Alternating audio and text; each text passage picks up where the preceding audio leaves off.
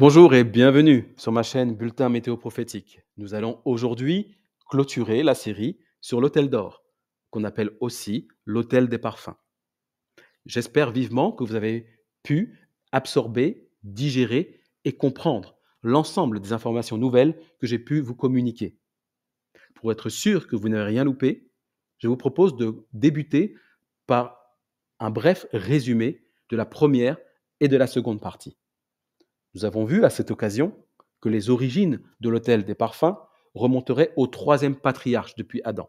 Il s'appelait Énoch, car la Bible nous dit qu'à partir d'Énoch, la race humaine a commencé à invoquer l'Éternel, autrement dit à le prier. Il n'était plus question de le rencontrer physiquement.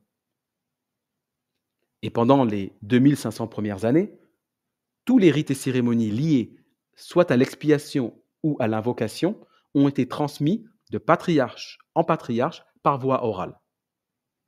Au terme de cette période, tout a été consigné dans les livres par Moïse, qu'on a appelé plus tard le Pentateuque, et notamment les lois et ordonnances relatives à l'autel d'or. L'autel d'or devait être confectionné en bois d'acacia. L'Éternel avait donné ces consignes pour rappeler la culpabilité de la race humaine à la suite de sa désobéissance. Mais pour marquer la miséricorde de Dieu, cet autel devait être entièrement enveloppé d'or pur. Ce métal représente l'innocence et la pureté de Jésus-Christ, qui nous a transmis ses propres qualités sur nous, la race déchue. L'autel d'or, comme l'autel de cuivre, était de forme carrée, parce qu'il parlait de deux mondes totalement différents. L'autel de cuivre sur lequel nous faisions les sacrifices parlait du monde entier, des quatre coins de la planète. Car Jésus-Christ s'est offert une fois pour toutes pour sauver tout homme et toute femme, quelles que soient ses origines. Tandis que l'autel d'or, qui se situait à l'intérieur de la tente d'assignation, symbole par excellence du royaume des cieux, était consacré au monde des rachetés. Car seuls les rachetés devenus sacrificateurs étaient autorisés à pénétrer dans la tente d'assignation. L'autel d'or devait être encadré par 4 cornes et une couronne, qui représentaient à la fois l'abondance de la grâce de Christ pour ses rachetés, mais aussi la souveraineté de Christ sur la foule des rachetés. Car, à n'en pas douter, ceux qui ont accepté par la foi le sacrifice de Jésus-Christ ont accepté aussi d'être désormais conduits non par leur propre volonté, mais par celle de leur Seigneur, Jésus-Christ, qui est devenu donc la tête de la foule des rachetés. L'autel d'or avait aussi des dimensions bien spécifiques. L'Éternel avait demandé qu'il soit représenté le chiffre 6 et le nombre 144. Ce sont donc des nombres symboliques afin d'enseigner que la foule des rachetés, appelée dans l'Apocalypse les 144 000, serait composée de toutes nations, tribus, peuples et langues rassemblés sur une période de temps couvrant 6000 ans d'histoire de la race humaine. À travers ce schéma, nous voyons que l'autel d'or est placé au plus près du lieu très saint, où seul le souverain sacrificateur avait le droit de pénétrer une seule fois par an. C'est pour montrer l'importance que Dieu donnait à la communication entre la race humaine et lui. L'apôtre Paul l'avait parfaitement compris et l'avait exprimé dans le livre des Éphésiens de la manière suivante. Il écrivit: Dieu, donc le Père, selon le dessein éternel qu'il a mis à exécution par Jésus-Christ, notre Seigneur, nous, foule des rachetés, avons par la foi en Jésus-Christ la liberté de nous approcher de Dieu avec confiance. C'est donc plus qu'un sacrifice que Jésus-Christ a accompli. Il a rétabli la communication rompue entre son Père et la race humaine. Je vous propose pour cette troisième partie de suivre le plan suivant. Nous allons étudier la composition du parfum, l'usage du parfum, la périodicité à laquelle le parfum devait être versé sur l'autel d'or, et enfin la raison pour laquelle Dieu demandait que l'autel d'or soit expié au moins une fois par an. Commençons par la composition du parfum. L'Éternel dit à Moïse, prends des aromates, du stacté, de l'ongle odorant, du galbanum et de l'encens. Ces 5 ingrédients en parties égales et confectionne un parfum. Il devra être salé, pur et saint, et réservé uniquement pour l'autel d'or, pour l'Éternel. Il était interdit de le reproduire pour soi-même. Cette confection était la chasse gardée des sacrificateurs. Cette connaissance s'est perdue évidemment avec le temps. Mais pour autant, nous pouvons quand même en tirer des instructions très importantes. Et le sanctuaire, d'ailleurs, nous livre un secret qui est en fait un secret de Polichinelle, c'est que l'Éternel n'a jamais voulu rompre la communication avec l'homme malgré sa désobéissance. Et nous pouvons le constater à travers le sanctuaire terrestre donné à Moïse. Regardez ensemble. D'abord, il fallait pénétrer par l'est et nous tombions sur l'autel des holocaustes, qu'on appelle l'autel de cuivre. C'est dessus qu'étaient placés les animaux offerts en sacrifice. Et le coupable devait poser sa main sur la tête de l'animal pour y transférer sa culpabilité. C'était donc au moyen du toucher que l'Éternel voulait que l'on communique avec lui et qu'on ressente son amour et sa miséricorde pour la race humaine. Ensuite,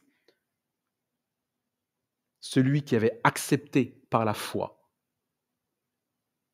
le sacrifice de Jésus-Christ, le sacrificateur pouvait approcher de la cuve. Et s'il avait les mains et les pieds avant de pénétrer dans la tente d'assignation. Et c'est à cet endroit précis, entre la cuve de cuivre et la porte de la tente d'assignation, que Moïse et Aaron recevaient les instructions de la part de l'Éternel. C'est donc par le sens de l'ouïe que l'Éternel voulait rétablir la communication avec ses rachetés. Car nous n'avons pas eu les mains et les pieds percés comme Jésus-Christ. Néanmoins, en lavant ses mains et ses pieds, de manière symbolique, nous exprimons le fait que nous nous mettons au service de l'Éternel. Et à partir du moment où nous acceptons de le servir, nous devons recevoir ses instructions. Et la manière d'entendre ces instructions, c'est de les écouter en silence. Ensuite, nous pouvons pénétrer dans la tente d'assignation pour exécuter ce service. Nous passons au sud, là où se trouve le menorah à 7 branches, qu'on appelle aussi le candélabre, ce chandelier. Il devait être allumé en permanence pour éclairer cette pièce. Et c'est donc au moyen de la vue que l'Éternel pouvait maintenant nous diriger, car ce menorah était, pour les racheter, la lumière qu'ils devaient suivre pour éclairer les nations et devenir la lumière du monde. Par la suite, il fallait se déplacer vers l'ouest, là où se trouve l'autel des parfums, au plus près du lieu très saint. Et ça, par le biais donc de ce parfum odoriférant et du sens de l'odorat que l'Éternel voulait communiquer avec nous, afin que nous sentions la bonté et l'amour de Dieu pour la race humaine.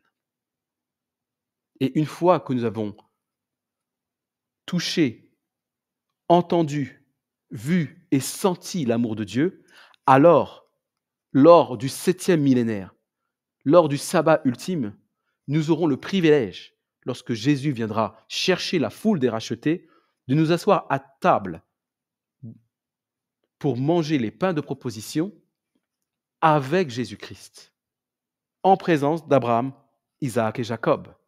Et nous pourrons ainsi goûter à quel point l'Éternel est bon. Et ainsi, les 5 sens auront été remplis. Et c'est par ces 5 sens que l'Éternel cherche à communiquer avec nous afin de ne jamais rompre cette relation avec nous.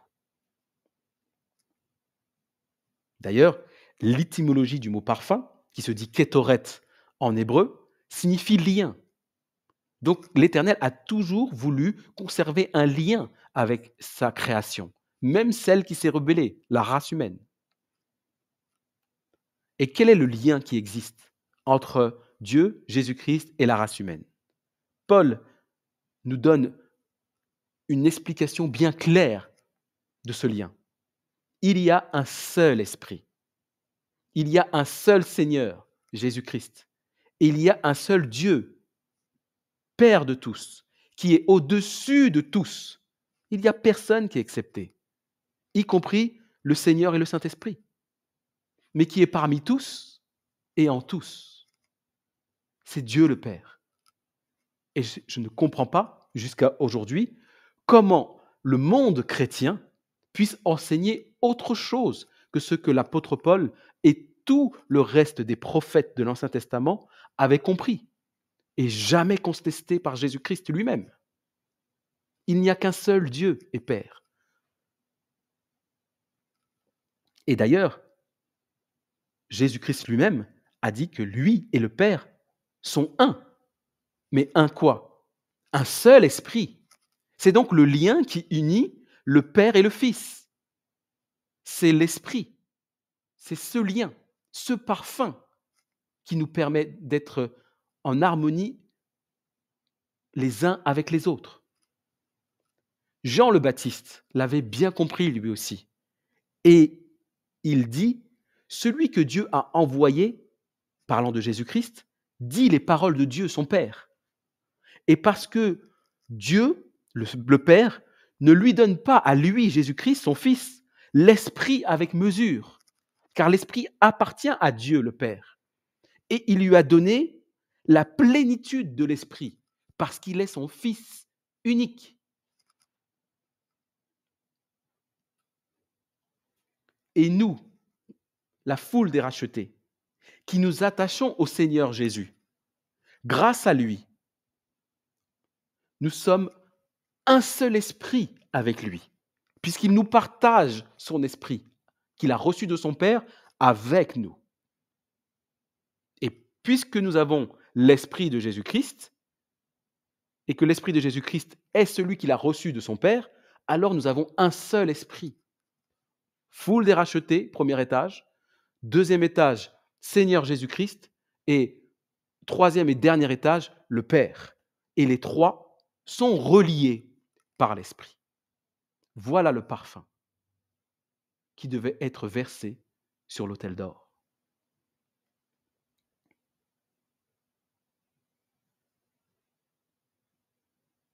Les disciples de Christ l'avaient également compris, puisqu'ils ont dit que l'Esprit Saint que Dieu donne, il l'est uniquement à ceux qui lui obéissent. Donc on retrouve la notion de souveraineté, où on se met au service du Seigneur, et on retrouve cette notion d'onction, de parfum, puisque l'Esprit est donné à ceux qui obéissent. C'est le lien qui unit les trois catégories de personnes. Et quoi que ce soit que nous demandions, nous le recevons de lui, le Père, parce que nous gardons les commandements du Père et que nous faisons ce qui lui est agréable. D'ailleurs, dans le livre des Proverbes, il est écrit « Si quelqu'un détourne l'oreille pour ne pas écouter la loi, les commandements, sa prière même est une abomination. » Voilà pourquoi il est pour moi étrange d'entendre que la majorité de la famille chrétienne se détourne des commandements de Dieu et vont même jusqu'à enseigner qu'ils ont été abolis. L'autel d'or nous prouve que c'est tout le contraire.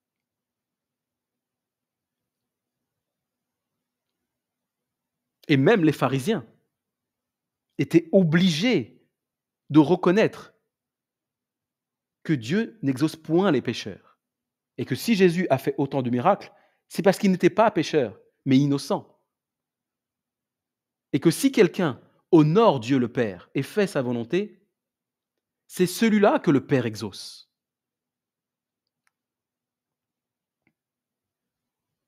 Jésus dit à ses disciples en privé, je vous dis ces choses en parabole. L'heure vient où je ne vous parlerai plus en parabole, mais je vous parlerai ouvertement du Père. En ce jour-là, vous demanderez en mon nom, et je ne vous dis plus que je prierai le Père pour vous. Ça sera terminé. Maintenant, vous aurez un accès direct au Père, sans passer par moi, parce que je vous octroie mon innocence, l'or que vous n'avez pas, l'acacia dont vous êtes recouvert.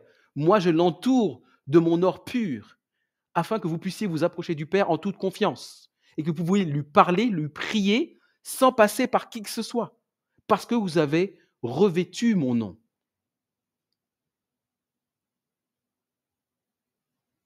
C'est un point qui est tout nouveau pour la plupart d'entre vous, y compris moi, car ce n'est pas ce qu'on nous enseigne. On nous enseigne qu'on s'approche de Dieu par le moyen des prêtres. Et même dans le milieu protestant, on nous enseigne qu'on nous s'approche de Dieu au moyen de Jésus-Christ. Mais Jésus-Christ a fait bien plus que cela. Il nous permet, en dehors de lui, il nous autorise, en dehors de lui, de nous approcher du Père comme si c'était lui. C'est encore bien plus riche et plus beau que ce qu'on nous enseigne dans le monde protestant. Car à partir du moment où nous avons le nom du Père et du Fils sur notre front, symbole du Saint-Esprit, alors il n'est plus nécessaire de nous approcher de Dieu d'une autre manière, puisque nous avons son nom sur notre front et que nous lui appartenons. Il accepte que nous approchons de lui au nom de Jésus-Christ, sans que nous risquions la mort. Jésus poursuit en parlant à ses disciples. Jusqu'à présent, vous n'avez rien demandé en mon nom. Demandez et vous recevrez, afin que votre joie soit parfaite. Moi, je suis sorti du Père et je suis venu dans le monde. Maintenant, je quitte le monde et je vais au Père. Sur quoi les disciples comprennent et lui répondent, voici Seigneur, maintenant tu parles ouvertement et tu n'emploies plus de paraboles. Nous comprenons maintenant que tu es sorti du Père parce que tu es son Fils et que tu retournes au Père comme étant son Fils et que grâce à toi, nous pouvons nous approcher de lui comme si nous étions nous aussi ses fils et ses filles. Gloire à Dieu. Gloire à toi, Seigneur Jésus-Christ. Car c'est un privilège exceptionnel que tu nous donnes. Après avoir passé par le tunnel des ténèbres par lequel nous étions rebelles à l'Éternel et que nous méritions la mort, non seulement c'est toi qui l'as subi, cette mort, mais en plus, tu nous fais nous approcher de l'être suprême et ultime sans que nous risquions d'être consumés par notre propre culpabilité en sa présence. C'est juste extraordinaire. Et si vous n'aviez jamais lu et compris la Bible dans ce sens, il est temps que vous le compreniez d'une manière juste alors qu'il s'apprête à revenir et à élire les 144 000 qui resteront vivants pour l'accueillir.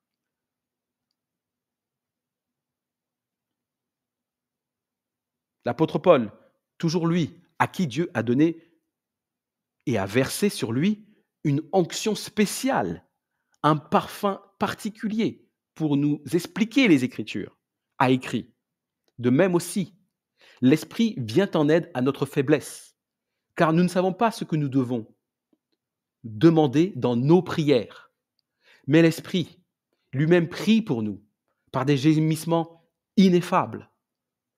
Oui, lorsque nous approchons de l'autel d'or et que nous versions sur cet autel le parfum, il remonte en fumée avec une odeur qui est donnée par l'Esprit.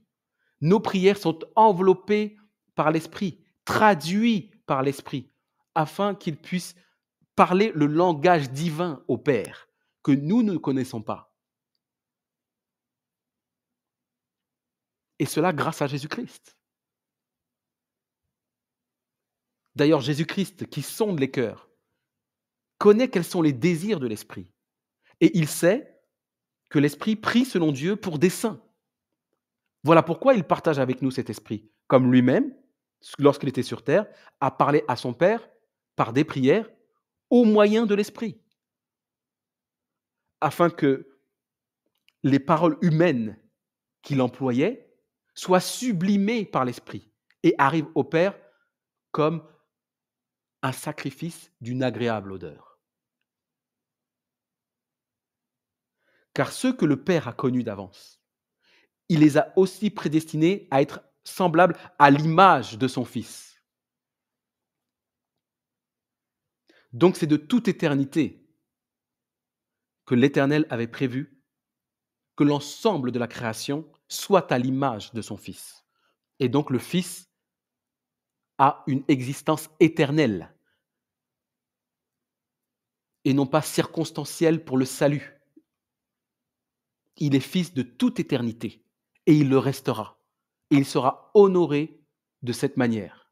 Et ceux qui refusent se rangeront dans la catégorie de ceux qui ont refusé dans le ciel et se sont rebellés avec celui qui se fait appeler Lucifer pour ne pas s'agenouiller devant le Fils. Mais celui qui n'honore pas le Fils n'honore pas le Père. Maintenant, passons à l'usage. Voici les instructions données à Aaron. Tu y feras brûler du parfum odoriférant, à perpétuité, devant l'Éternel, parmi vos descendants. L'autel d'or servait à brûler du parfum odoriférant. Et la tente d'assignation, symbole du royaume des cieux, devait être remplie en permanence d'une odeur rappelant la sainteté et la pureté de ses habitants, exempt de tout miasme, de toute odeur de putréfaction, de toute odeur de corps en décomposition, tel que nous sommes, nous pécheurs et mortels. Ceux qui pénètrent dans le royaume des cieux seront des personnes immortelles.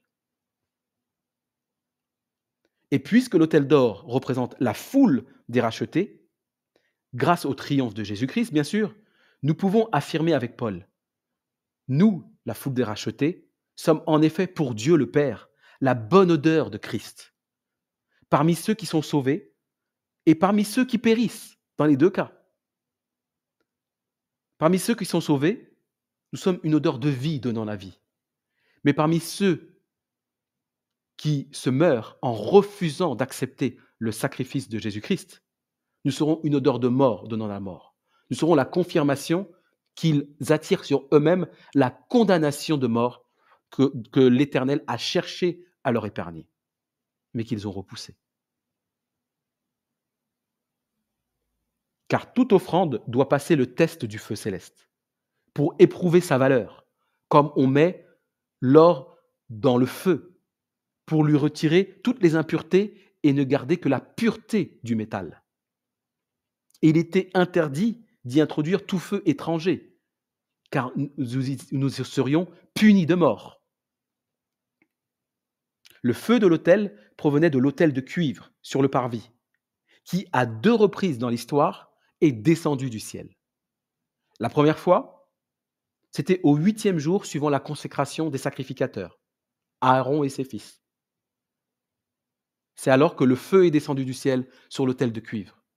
Et c'est à partir de ce feu que tout se faisait. La seconde fois, c'est lors de la construction du premier temple, alors que Salomon venait d'achever sa prière. Pour la fête de la dédicace, l'Éternel a agréé sa prière, semblable à un parfum de bonne odeur, en faisant descendre le feu du ciel une seconde fois. Et c'est ce qu'a fait Jésus également lorsqu'il est venu. Il a dit, « Je suis venu jeter un feu sur la terre. Et qu'ai-je à désirer s'il est déjà allumé? Et je dois être baptisé d'un baptême. » De quel baptême devait être baptisé Jésus? Il avait déjà reçu le baptême de Jean dans l'eau. Donc quel autre baptême lui restait-il à passer? Le baptême de feu. Exactement. Le baptême de feu. Et c'est à travers ce feu qu'il a jeté lui-même sur la terre qu'il devait passer le test pour son Père. Et combien il lui tardait à l'époque qu'il soit accompli afin de retrouver son Père dans les cieux et de nous accorder le Saint-Esprit, le parfum qui nous manquait. Parlons maintenant de la périodicité. L'Éternel dit à Moïse et Aaron qu'ils devaient brûler le parfum chaque matin, en même temps qu'ils préparaient les lampes, le chandelier à 7 branches. Il en fera brûler aussi entre les 2 soirs, lorsqu'il arrangera les lampes. Pour quelle raison? Tu en feras brûler chaque matin, dès l'aube. Le sacrificateur devait se rendre dans la tente d'assignation terrestre pour entretenir le feu de l'autel d'or, celui qui venait de l'autel de cuivre, allumé par l'Éternel lui-même. Et il devait verser le parfum odoriférant sur la tête du mobilier de l'autel d'or, représentant Jésus-Christ, rappelez-vous, 4 cornes et la couronne. Ceci devait accompagner sa prière d'intercession pour le peuple. Cela préfigurait l'œuvre de l'étoile brillante du matin, Jésus-Christ. Le matin de sa résurrection, il devait monter vers Dieu dans la tente d'assignation céleste. Pourquoi faire? Pour intercéder en notre faveur, en qualité de souverain sacrificateur, et nous baptiser de son esprit, afin d'embaumer nos prières imparfaites et teintées d'égoïsme avec le Saint-Esprit.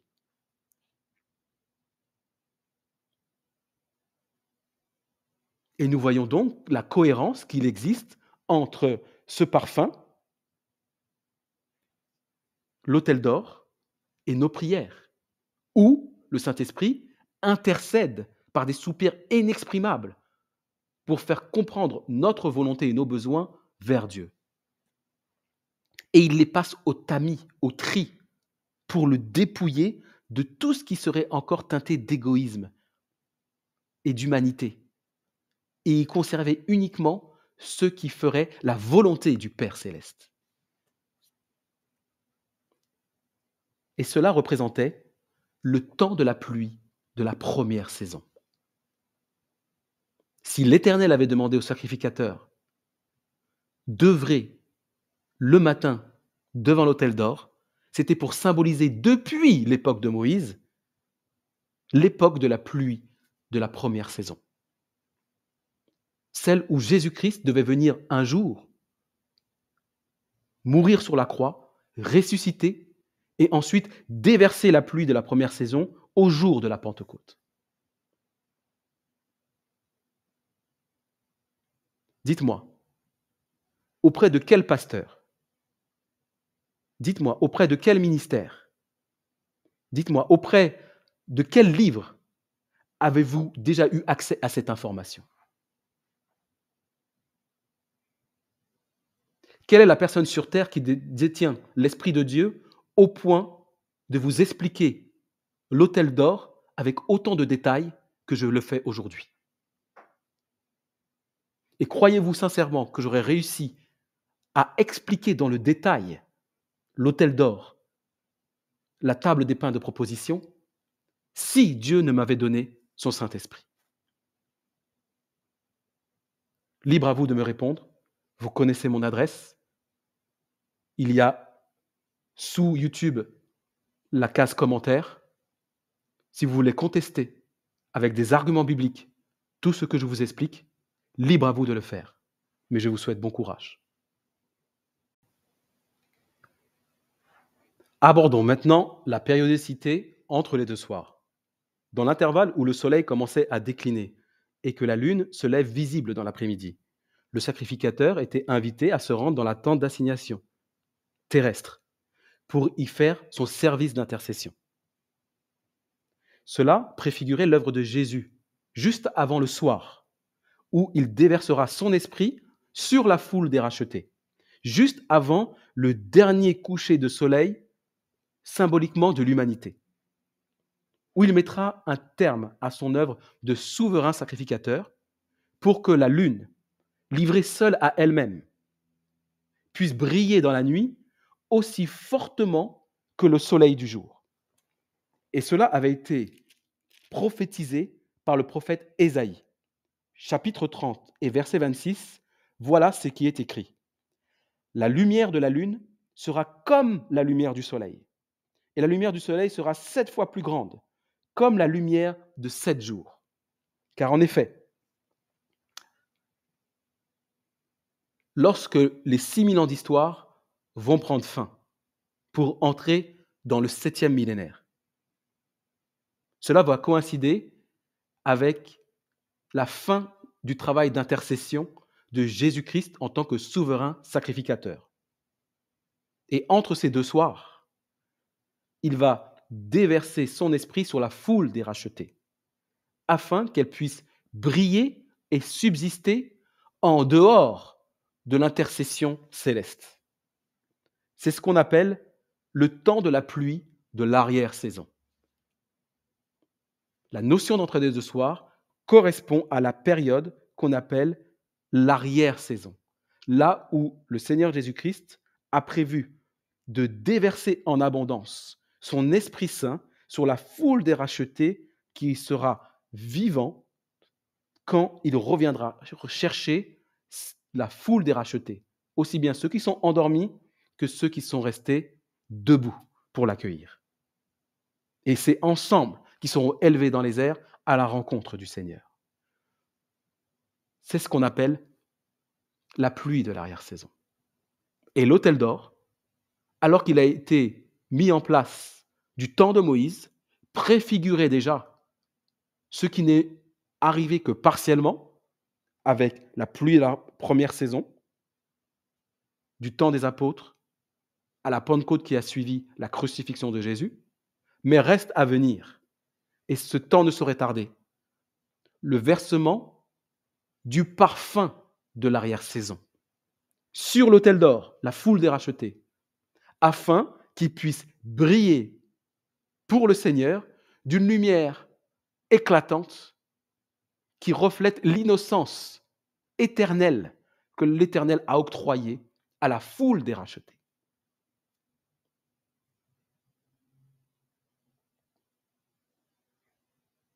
Et l'Éternel a demandé que ce service se fasse en même temps que l'arrangement des lampes du menorah à 7 branches.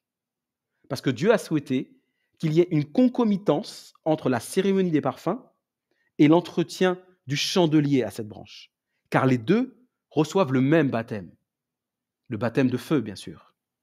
Car le feu qui entretenait l'autel d'or et la menorah avait la même source, l'autel de cuivre situé sur le parvis. Et ce feu, une fois introduit dans la tente d'assignation, n'était plus dévorant ou destructeur, comme cela était le cas sur l'autel de cuivre, où il détruisait l'animal offert en sacrifice sur cet autel. Mais il devenait un feu vivifiant, qui permettait à la menorah de donner toute sa lumière à l'intérieur de la tente d'assignation.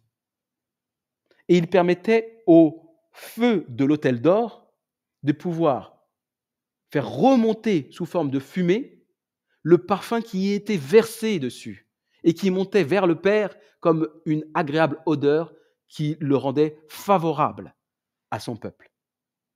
Et c'est ce mélange de parfum pour l'autel d'or et d'huile pour le Saint-Esprit, mélangé au feu de l'Éternel, qui donnait tout son sens au mobilier à l'intérieur de la tente d'assignation. Terminons maintenant par l'expiation. L'Éternel dit qu'une fois chaque année, Aaron fera des expiations sur les cornes de l'autel, avec le sang de la victime expiatoire. Il y sera fait des expiations une fois chaque année, répète-t-il, parmi vos descendants. Ce sera une chose très sainte devant l'Éternel. Que veut dire assignation? Assignation signifie le temps. Donc en vrai, La tente d'assignation, c'est la tente du temps. T-E-M-P-S. L'Éternel a déjà tout fixé. Et les mobiliers qu'il a mis à l'intérieur de la tente d'assignation ne sont là que pour marquer les époques, les saisons et les fêtes qui nous permettraient à nous, humains, de comprendre le calendrier divin. Et nous le voyons. La position dans laquelle il souhaitait que la tente d'assignation soit déployée prouve qu'il y avait une corrélation entre le temps qui passe et le temps du calendrier de Dieu pour venir rétablir la communication physique avec l'être humain. Il avait demandé à ce que la porte soit vers l'est, le matin de l'entrée de Jésus-Christ dans le royaume céleste après sa résurrection, qu'ensuite qu'il se dirige vers le sud, vers la lampe, le chandelier à 7 branches, tout comme le soleil lui-même, à midi, est au plus fort de sa luminosité et permet d'éclairer le monde sans que rien ne puisse se dérober à son regard. Et ensuite, vers le soir de la journée, vers l'ouest, se trouvait l'autel d'or. Et donc, c'est bien la course du soleil qui est suivie par le sacrificateur, pour qu'il sache que l'Éternel a prévu dans le temps les étapes à travers lesquelles nous devions passer en suivant notre Maître Jésus-Christ pour nous arriver à rencontrer le Père. Et donc, une fois l'an, il y aura l'expiation. L'autel d'or devait être purifié par le sang d'un animal innocent, offert sur l'autel de cuivre. L'Éternel désigna le souverain sacrificateur, Aaron, une préfiguration de Christ, pour accomplir cette œuvre. Et au temps fixé, une fois l'an, à l'occasion de la 6e fête dite mosaïque, qu'on appelle Yom Kippour, qui tombait au cours du 7e mois de l'année, le chiffre 7, symbole du sabbat. Le 10e jour du mois, lorsque la lune gibbeuse commence à croître, que la foule des rachetés sera définitivement expiée pour pénétrer dans les tabernacles de Dieu. Donc l'Éternel se sert même des astres qu'il a créés, le soleil, la lune et les étoiles, pour nous éclairer sur son calendrier, afin que nous ne soyons pas perdus dans le temps et que nous sachions où nous nous trouvons sur l'horloge de l'Apocalypse. Seuls les 4 cornes de l'autel devaient être aspergées de sang de la victime expiatoire, pour rappeler qu'une seule mort a du prix aux yeux de Dieu, c'est celle de son Fils, l'agneau sur la croix. Représenté par l'autel d'or dans la tente d'assignation, et ayant revêtu Christ, la foule des rachetés est regardée par le Très-Haut par-dessus l'autel. Et quand Dieu regarde du haut vers le bas, la première chose qu'il voit en regardant l'autel d'or, c'est la tête de Christ, les 4 cornes et la couronne. De sorte que lorsque nous lui parlons, nous, autel d'or, foule des rachetés, lui, il voit son Fils. Et il accepte de répondre et de communiquer directement à travers l'image de son Fils. C'est ce que nous avons lu lorsqu'il a été écrit que ceux qu'il a connus d'avance, il les a prédestinés à être à l'image de son Fils. C'est exactement ce qui se passe. Voilà pourquoi il est le Très-Haut, au-dessus de tous. Ainsi, nous devenons par la foi tous des fils et des filles de Dieu, héritiers des promesses faites à Abraham, le père des croyants. Et nous avons donc l'assurance de nous retrouver un beau jour autour de la table des noces pour célébrer le mariage de Jésus-Christ avec Jérusalem, qu'il veut peupler de la race humaine, pour qui il s'est offert sur la croix. Comment, après une telle étude, ne pouvez-vous pas tomber sur vos genoux et remercier l'Éternel pour tout ce qu'il fait pour vous? Comment ne pouvez pas encore lui faire confiance malgré les difficultés et les nuages qui s'amoncellent? Mais cela aussi, il avait prévu.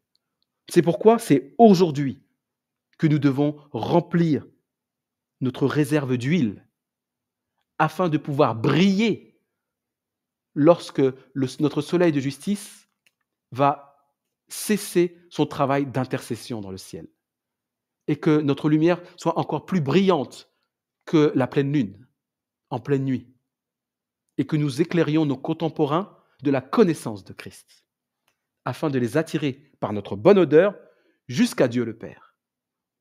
C'est la mission qu'il m'a donnée à travers l'interprétation, l'étude et l'explication du sanctuaire, afin qu'aujourd'hui, à la veille du 7e millénaire, que personne ne peut dire qu'il n'était pas au courant. Et pour ceux qui ont regardé cette vidéo, c'est de votre responsabilité devant Dieu le Père de la partager avec le plus grand nombre, à commencer par les responsables, les pasteurs et les ministères indépendants. Que Dieu vous bénisse abondamment, afin qu'il vous déverse sur vous le parfum odoriférant qui prouvera que vous faites partie de la foule des rachetés. Amen.